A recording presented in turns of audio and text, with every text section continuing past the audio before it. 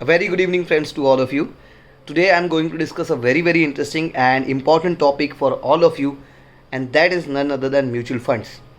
तो जब हम म्यूचुअल फंड की बात करते हैं तो काफ़ी सारी चीज़ें हमारे दिमाग में होती है. टीवी में एडवर्टाइज दिखता है, म्यूचुअल फंड सही है, गलत है, मार्केट में इन्वेस्टमेंट है. कुछ लोग स्टॉक मार्केट को तो कुछ और ही तरीके से देखते हैं. All the perceptions of all of you regarding mutual funds will be clarified in this video. So when we talk about anything related to investments, हमारे दिमाग में 4 तरीके की इन्वेस्टमेंट होती है. एज एन इंडियन इस वीडियो में मैं काफ़ी लेमैन लैंग्वेज में सारी चीज़ें डिस्कस करूँगा ताकि each and every individual who is watching this video will be clear with this concepts. So when we talk about investment in India, 4 तरीके की इन्वेस्टमेंट हम करते हैं. सबसे पहला जो और सबसे बेकार तरीका है जो कि सेविंग्स अकाउंट. हम सेविंग अकाउंट में पैसे को रखते हैं. सेविंग अकाउंट में पैसा रखने का सबसे बड़ा डिसएडवांटेज ये है कि सेविंग अकाउंट आपको लेट से 4 to 5% इंटरेस्ट देता है, जबकि इन्फ्लेशन मतलब महंगाई is increasing by more than 7 or 8% और more than that. So saving account में क्या होता है, पड़े पड़े आप जो पैसे रखते हो सेविंग अकाउंट में वो अपनी वैल्यू लूज़ कर देता है.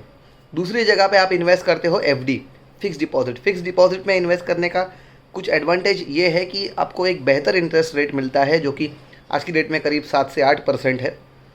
And when we invest in fix deposit we also have securities, banks बैंक्स में इन्वेस्ट कर रहे हैं तो सिक्योर्ड इन्वेस्टमेंट है, ऐसा एक पीस ऑफ माइंड हमारे पास रहता है. Now when we talk about the third investment option which is very important option, it is none other than gold.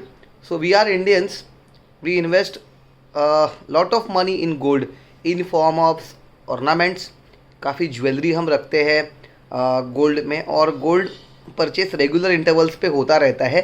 Being an Indian, gold में investment we can say somewhat good, easily liquidate कर सकते हो आप. लेकिन अगर आप gold के rates देखोगे पिछले काफ़ी सालों में, so gold investments are volatile because gold का जो मार्केट है, गोल्ड की प्राइस है काफ़ी ऊपर नीचे होती रहती है. चौथा इंपॉर्टेंट तरीका है इन्वेस्टमेंट का, purchase a property, that is real estate investment. Real estate investment में काफ़ी अच्छे हद तक रिटर्न लोगों को मिलते हैं, बट रियल इस्टेट इन्वेस्टमेंट में एक सबसे बड़ा डिसएडवांटेज ये होता है कि आपको काफ़ी सारा कैपिटल एक साथ इन्वेस्ट करना पड़ता है.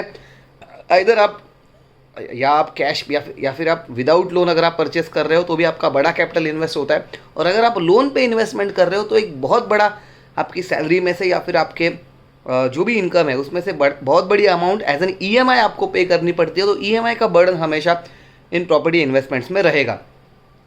तो when we talk about other things, so और क्या चीज़ें थे इन्वेस्टमेंट में, सो काफ़ी सारे गवर्नमेंट बॉन्ड्स है, कॉरपोरेट बॉन्ड्स है, डेट इंस्ट्रूमेंट्स है, वहाँ पे आप इन्वेस्ट कर सकते हो. तो ये कुछ तरीके हैं जहाँ पे लोग जनरली इन्वेस्ट करते हैं. इसके अलावा कुछ एग्रेसिव इन्वेस्टर्स होते हैं. तो एग्रेसिव इन्वेस्टर्स कहाँ पे इन्वेस्ट करते हैं, स्टॉक मार्केट में इन्वेस्ट करते हैं. No, investing into the stock market is not cup of tea for everyone. Why it is so, because stock market investment के लिए आपको सबसे इंपॉर्टेंट है कि स्टॉक मार्केट के related you need to have the knowledge of the stock market. Not just that, you need to study a lot regarding stock market, और आपके पास टाइम और पैसा भी होना चाहिए. And stock market investments are subject to market risk because they involve risk in the market. Now अब ये सारी इंस्ट्रूमेंट्स में रिस्क है, लिमिटेशंस है, सारी चीज़ें इन्वॉल्व है. तो कौन सा ऐसा इंस्ट्रूमेंट है जो सही है इन्वेस्टमेंट करने के लिए? तो यस, म्यूचुअल फंड एक ऐसा इन्वेस्टमेंट का तरीका है जहाँ पे आप इन्वेस्ट करके, म्यूचुअल फंड से आप इन्वेस्ट जब करते हो तो आप सारे टूल्स में अपने पैसे को डाइवर्सिफाई करते हो. तो सबसे अच्छी बात यह है म्यूचुअल फंड्स की कि you can diversify your money. For example, आप होटल्स में भी इन्वेस्ट कर सकते हो, आप फार्मास्यूटिकल्स में भी इन्वेस्ट करते हो, आप लेट्स से FMCG में भी इन्वेस्ट करते हो, और आप अलग अलग और भी इंडस्ट्रीज़ में इन्वेस्ट कर सकते हो. So when you talk about mutual fund investments, mutual funds investment are different type of investment. तो सबसे पहले when we talk about mutual funds या फिर कोई भी इंस्ट्रूमेंट आपको रिटर्न देगा, वो रिटर्न किस चीज़ के ऊपर डिपेंड करता है. सो 2 फैक्टर है सबसे इंपॉर्टेंट, 2 ही फैक्टर के ऊपर रिटर्न डिपेंड करता है. सबसे पहला important factor is risk. How much risk is involve in that investment. If the risk involve is high then the returns will be high. आप कहीं भी इन्वेस्ट कर लीजिए, अगर रिटर्न ज़्यादा चाहिए, रिस्क आप ज़्यादा उठाने के लिए तैयार है, तो return will be more. But when we talk about कि आपको कम रिस्क चाहिए, रिस्क आपको कम इन्वॉल्व होना है, कम रिस्क में इन्वॉल्व होना है. So if you invest into low risk instruments, return will be lower side. But low risk instrument से भी रिटर्न ज़्यादा मिल सकते हैं क्या? येस. तो आपको इन्वेस्टमेंट का हॉराइजन मतलब टाइम फ्रेम बढ़ाना होगा. You need to invest for the longer time. So return सिर्फ दो चीज़ों पे डिपेंड करते हैं, एक रिस्क और टाइम. अब जब म्यूचुअल फंड्स की बात की जाती है तो म्यूचुअल फंड एग्जैक्टली होता क्या है? तो एकदम लेमैन एग्जांपल दूंगा. मान लीजिए मेरा एक दोस्त है जो एक वेजिटेबल वेंडर है, ठीक है, भाजी पाला का उसका शॉप है. मैं अपना जॉब कर रहा हूँ, राइट. मेरी एक XYZ सैलरी है. उस सैलरी में से मैं ये करता हूँ कि वेजिटेबल वेंडर वाला जो मेरा दोस्त है उसको कहता है यार 50,000 मेरे लिए और तू भी इन्वेस्ट कर दे, ठीक है. मेरे 50,000 से जो भी प्रॉफिट आएगा वो मुझे दे देना. सिंपल तरीका. अब मैंने क्या किया, एक ही वेजिटेबल वेंडर को दिया है पैसा, ऐसे मैं अलग अलग 10 लोगों को दूंगा, ठीक है. एक वेजिटेबल वेंडर को दूंगा, एक आइसक्रीम पार्लर वाले को दूंगा, एक किराना वाली दुकान वाले को दूंगा. तो ऐसे अलग अलग जगह पे मैंने क्या किया, इन्वेस्टमेंट किया है और उनसे जो भी प्रॉफिट आएगा वो मैं रिटर्न ले रहा हूँ. दूसरा एक एग्जांपल आपको दूंगा. आप डायरेक्ट स्टॉक में इन्वेस्ट करते हो और म्यूचुअल फंड में इन्वेस्ट करते हो, उसमें डिफरेंस क्या है? सो डिफरेंस इतना ही है, अगर मुझे XYZ कंपनी के स्टॉक्स परचेस करने हैं, ठीक है, तो अगर मैं स्टॉक्स में परचेस करता हूँ तो मुझे डाइवर्सिफाई करना होगा. अगेन मैं एक सिंगल शेयर नहीं परचेस कर सकता किसी भी कंपनी के, राइट. मुझे अलग अलग स्टॉक्स परचेस करने पड़ेंगे.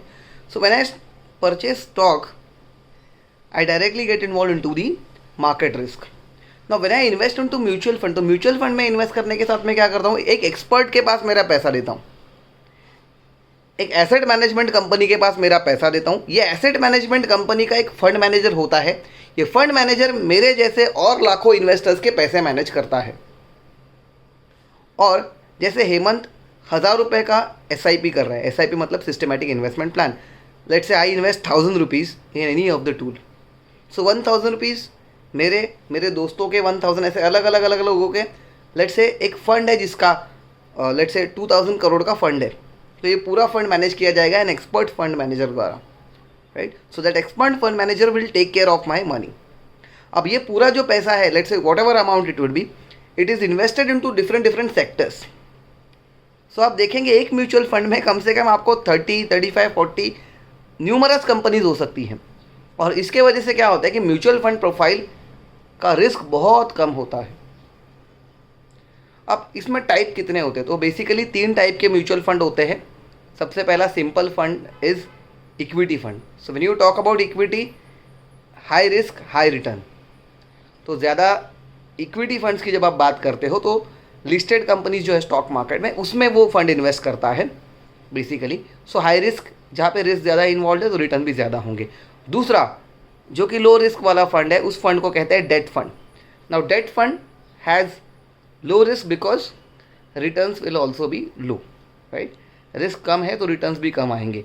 तो एक डेट फंड में भी मोटा मोटा you can get 7 to 8% returns, right. और the returns can be less, depends on the investment pattern of that particular fund. और तीसरा फंड होता है हाइब्रिड फंड. हाइब्रिड फंड में क्या होता है कि आप डेट और इक्विटी इसकी कॉम्बिनेशंस में इन्वेस्टमेंट की जाती है. इसके अलावा भी काफ़ी आप फंड देखोगे, कुछ मल्टी कैप फंड होते हैं जिसमें अलग अलग डिफरेंट कैटेगरीज के कंपनीज में इन्वेस्टमेंट होती है. कंपनीज की 3 कैटेगरी होती है again, small cap, mid cap and large cap.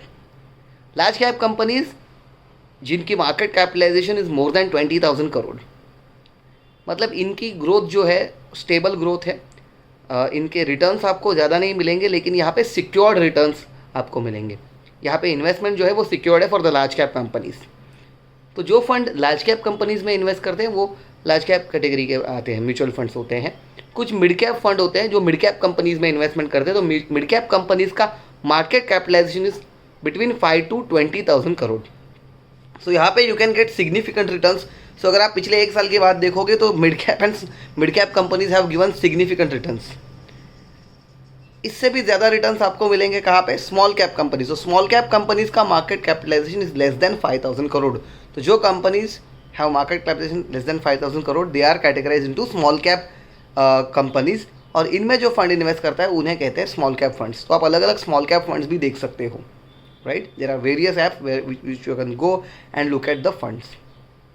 अब जब आप म्यूचुअल फंड में इन्वेस्टमेंट करते हो बेसिकली, तो इसमें कुछ आपको चीज़ों का ध्यान रखना ज़रूरी है। जैसे जब भी आप इन्वेस्ट करेंगे तो उस फंड का एक्सपेंस रेशो आपको देखना ज़रूरी है कि अगर मैं 100 रुपये इन्वेस्ट करता हूँ तो 100 रुपये में से कितना अमाउंट एक्सपेंसेस में लिया जाएगा। उसके अलावा आपको उसका फंड परफॉर्मेंस देखना है कि पिछले 4 साल, 5 साल, 3 साल या फिर जब से वो फंड शुरू हुआ है तब से कितने रिटर्न्स उस फंड ने दिए हैं। उसके अलावा और एक इम्पॉर्टेंट चीज़ आपको देखनी है कि इस फंड में कौन सी कंपनीज इन्वॉल्व है। So that's about mutual fund from my side. I'll come back to you if you have any doubt, any queries.